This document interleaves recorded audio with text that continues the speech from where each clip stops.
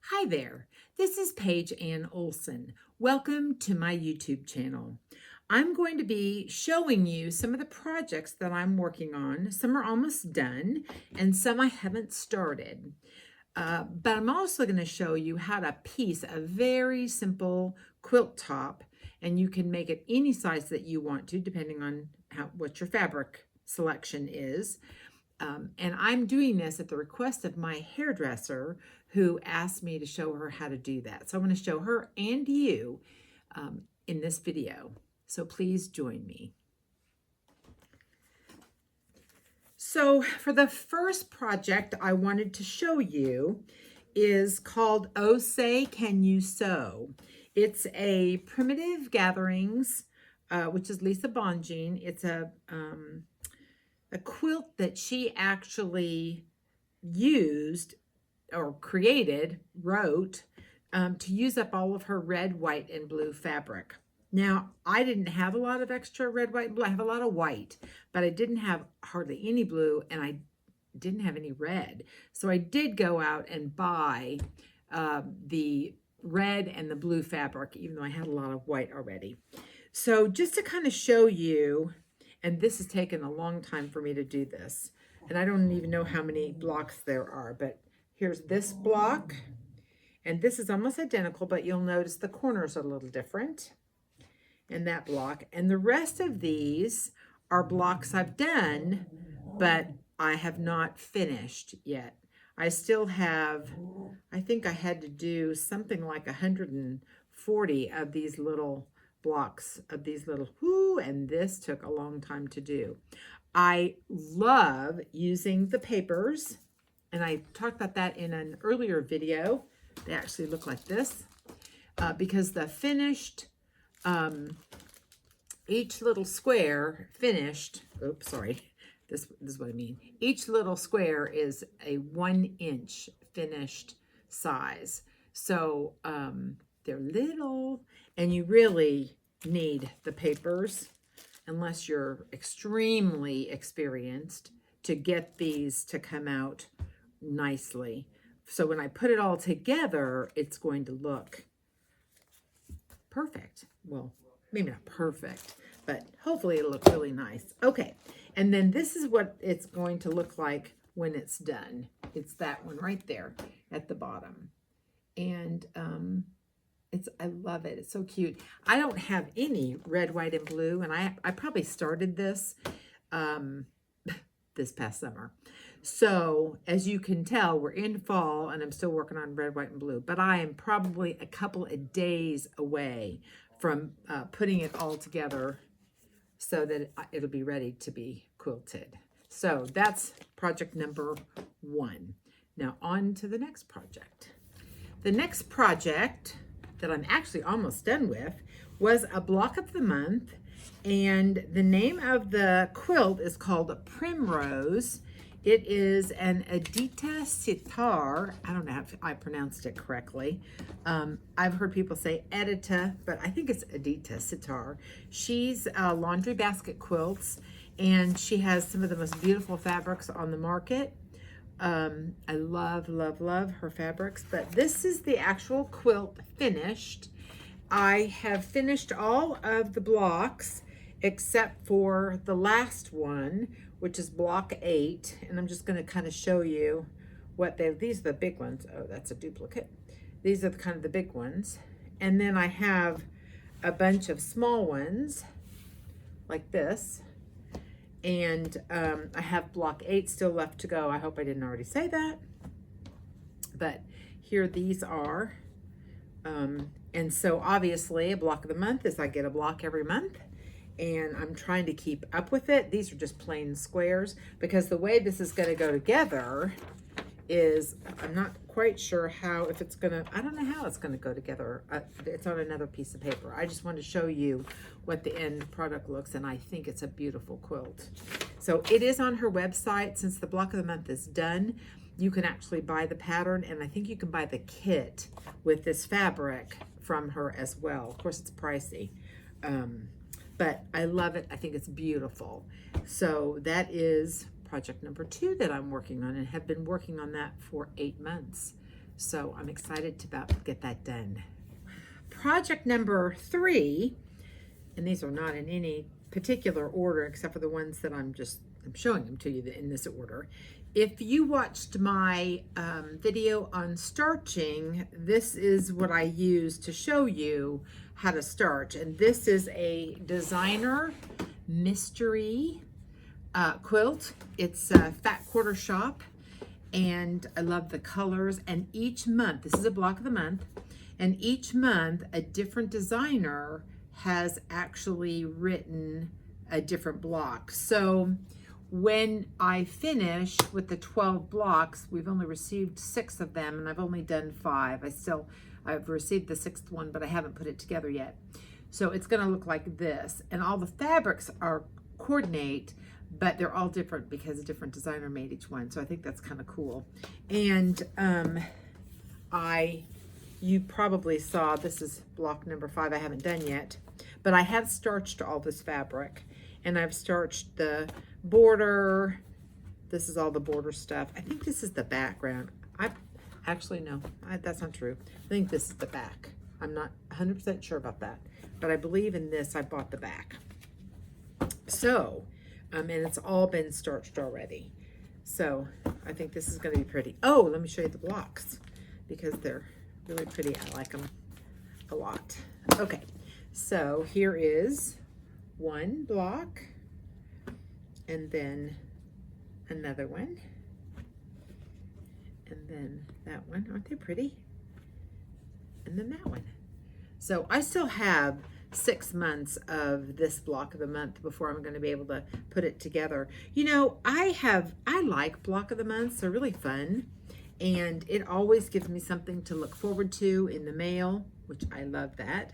And I love seeing it kind of come together, and it gives me an opportunity to work on other projects while I'm doing a block of the month. Although this year I'm doing about 4 block of the months every month, so it's been a little bit challenging. So that's project number 3.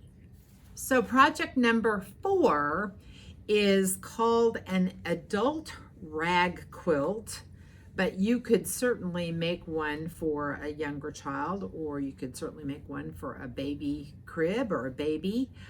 I don't have a picture of this, and a lot of people have done rag quilts. I have not made one yet, but my sister-in-law made one, and it's out of flannel fabric.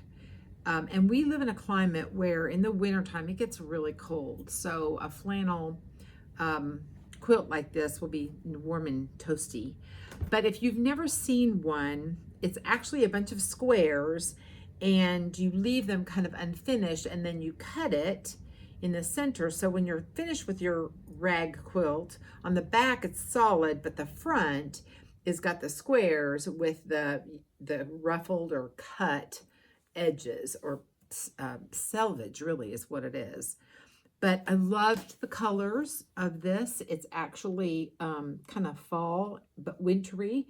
You could make this for Christmas or whatever, but I have not started this obviously, but I love the fabric. I got this when I was up north visiting my sister-in-laws, and they do a lot of flannel and a lot of wool up in the North Country. So I thought this was really pretty, and you'll be seeing me do this on a video later because I want to show you how to do it.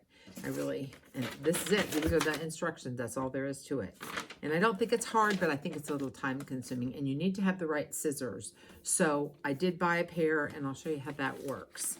But this will be coming soon to one of my videos. So project number 4. On to project number 5. So this is project number 5. It's called Twilight Stars, and this is what it's going to look like finished. There were 3 size blocks you could pick from, and I picked the 8-inch block. And I went ahead, this is, by the way, this is a Primitive Gatherings pattern by Lisa Bonjean. It's available on her website. I went ahead and bought the fat quarter tower for Twilight Stars because I love the colors. Pretty fall colors. And I've starched this entire fat quarter tower. And then I've also picked out my background fabric, and I've starched this bolt as well. So it is ready to go. I'll start on this when I'm finished with my Block of the Month by Laundry Basket and the Oh Say Can You. So when I'm finished with that, I'm going to start on this quilt. But in the meantime, I'm going to show you a super simple quilt that I promised I was going to show my hairdresser and you, and give you some options on things you can think about and fabrics you can potentially pick out or use your stash, or you can buy charm packs. You can cut them up if you want to, but I'll show you that in just a minute. And that will be project number 6. So project number 6 is, I'm going to take 5-inch squares like this, and I'm literally just going to sew them together in rows and alternate the colors. Now, let me just show you a couple of options. So I have already purchased what they call charm packs, and I have a bunch of different ones here, depending on what I want to do. And I've already selected what I really want to do. And I'm going to use this. It's called Country Rose. It's by Lila Boutique, and I love the colors in it. It's real feminine and floral. And then I've got some solid charm packs as well. Now, if I want to, and this is kind of a big one, a big solid charm pack. If I want to, I can just use the entire packet of this one, and I think that there are 42 5-inch squares in this. I can't remember. Yes, 42. And I can just kind of lay them out. Some are going to be duplicates, so I'll want to alternate those, and I'll show you in a few minutes when I lay this out what it's going to look like. And if I want to use a solid color, or if I find some solid colors that I like, I can also include that in this. It might kind of be nice to break it up, or I may not like it. Once I put it together, I may just want to use the floral. So that's an option. The other thing you can do with any of these charm packs is you can cut them in fourths. Whoops. And then you'd have smaller squares, obviously, to sew together. So it would take a little bit longer for you to sew the rows together, but you might like the smaller squares better. You might think it's, really cute, which it would be cute, actually. So the other thing, and I just want to show you, if you have stash, every time I'm finished with a project, I cut my fabrics up into either 1.5, 2.5, 3.5, 4.5, and then 5-inch squares. So this is my stash of 5-inch squares. So if you're like me and you have a lot of extra fabrics, you can certainly pick out fabrics from your stash, lay them out, and I'll show you what I mean. I'll do that in a second. I'm going to take just kind of random and lay out a row just so you can see what my thinking is if I'm going to use my stash. So I'm going to pick some of these out and then show you what the first row would look like, just so you kind of have an idea.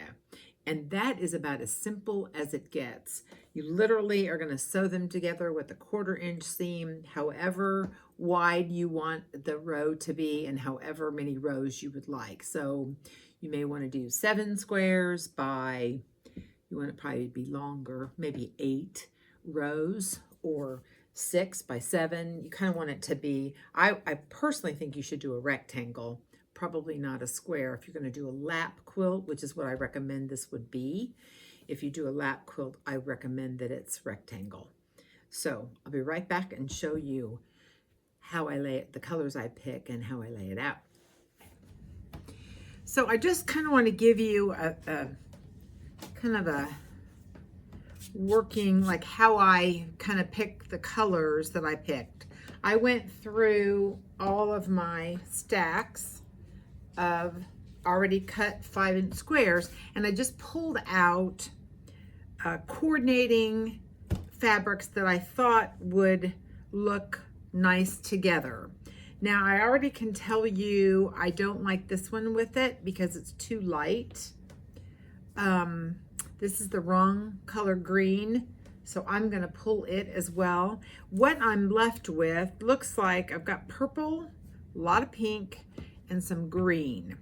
And all of those colors, while they're not a perfect match, I think when you put them together, depending on how you do this, I think we can make it look really pretty. So I'm going to go ahead and put the first row together and show you kind of what I think it will look like. And I'll see what I come up with. I don't like this light pink either. I think it's too light. It just doesn't pop at all. I like this darker pink better. And then this kind of grungy pink. I think that looks better with it. Okay, so once I put the first row together, I'll show you what it looks like, and then I'll come back.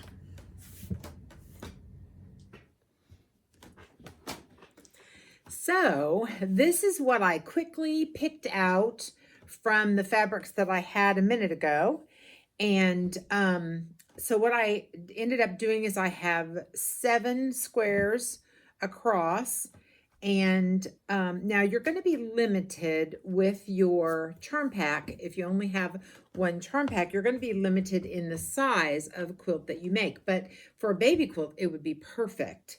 But because there's only 42 squares, you can only have 6 across and 7 down, or some kind of variation of that. Now, obviously, you get 2 charm packs that match if you want to do that, or you could add solids. You could have a charm pack of solids and a charm pack of your print. You could also end up incorporating some of your own stash if you have some coordinating colors or some coordinating solids. You could add that in as well. That would totally work. But I like how this is. It's kind of bright, but it's pretty. I like it. And there's some themes here. There's a lot of floral, and then there's polka dot, polka dot, polka dot. There's glitter, glitter, glitter, glitter. And then, of course, there's a lot of floral, flowers, that kind of thing. There is some direction to some of these pieces of fabric, and so make sure that if you have directional fabric, you put it, for example, there's a little bird here. I don't know if you can see him, but you want to make sure you put him face up instead of upside down, because you'll like it much better if you follow the direction of the fabric. Anyway, so I'm going to sew the first row together and then the second row together using a 1/4 inch seam, and then I'll put the 2 rows together and I'll show you what that's going to look like so you'll know. And this is really about as simple as it gets to make a really simple, easy quilt. And then when we're done with the top, there's a super simple way to actually do some straight line quilting that would be really cute for this finished quilt as well.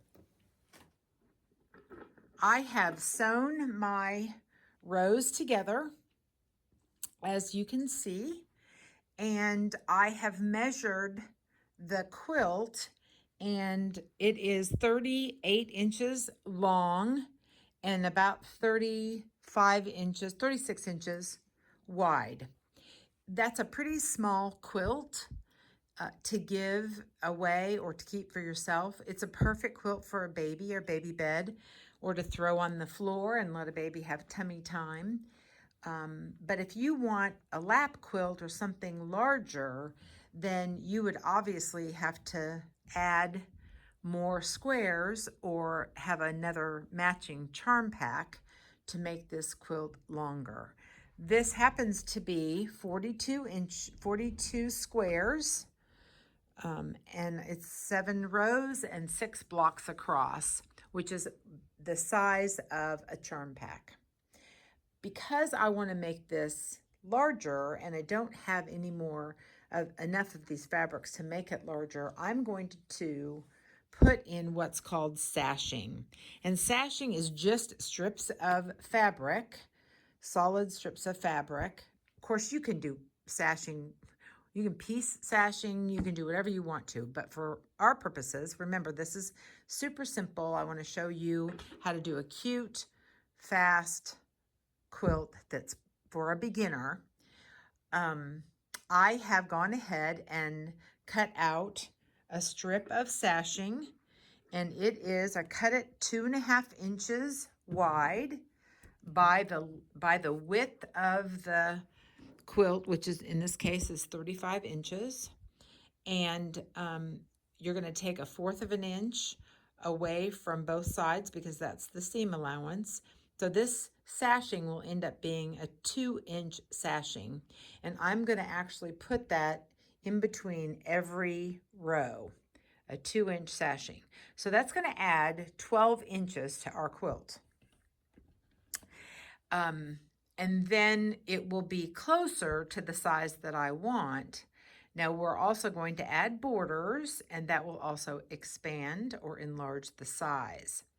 So I just want, in case you just want to do something very, very simple and not add any sashing, you don't have to do that. You can just put your rows together and do your outer borders, and you're good to go. Now in today's video, I'm just going to show you this piece, and then I'm going to come back in a second video and I'm going to show you how to do the sashing, the outside borders, and kind of how to put it all together. But a couple more things before I leave you today is if you're not going to worry about sashing and you just want to put your squares together, the way that you do that is I have ironed my first 2 rows, and what I did with the seam allowance is I actually pressed the top row, I pressed my seam allowance to the left, and in my second row, I pressed my seam allowance to the right. And the idea is to do what's called nesting. When you're putting 2 seams together in a quilt, it's really nice to be able to do this because it makes a really nice seam. And the idea is, just like it says, these 2 seams, when put together, kind of nest toward each other. So hopefully you can see that one's to one side and this is to the other side. And when you take that seam, when you make that seam right up here, that 1/4 of an inch seam right here, it really does beautifully put those seams together and makes a nice seam on the outside. Now you can also press your seams open. And the idea of pressing them open is the seam is flatter, which is ideal for quilting, because when you're doing your quilting, when you're done with your quilt and you're stitching the outside of it, flatter seams are desirable. It just makes it easier for the needle to go over the fabric if the seams are flatter.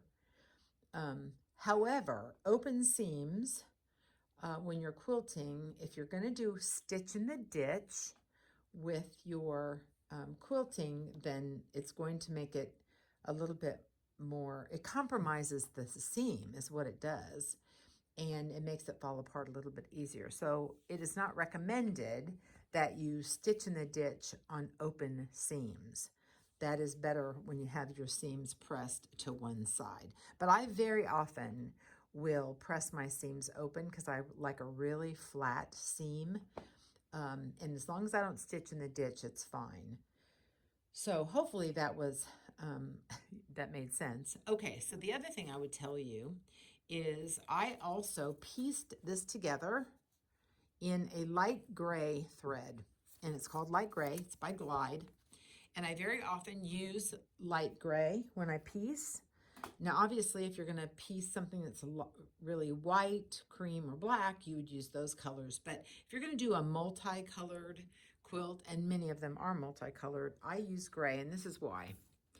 When you gently pull apart your seam right here, you should not be able to see what color the thread is. And in this case, you really can't. Now, it also helps to have a shorter stitch length to help hide that stitch as well. and I use a 1.8 when I'm piecing. Much smaller than that, and if you have to rip it out, you are going to be ripping out your hair because it's really hard to get out if it's much smaller than a 1.8. But the idea of using light gray is that your seam just gets lost, and that's good. That's what you want.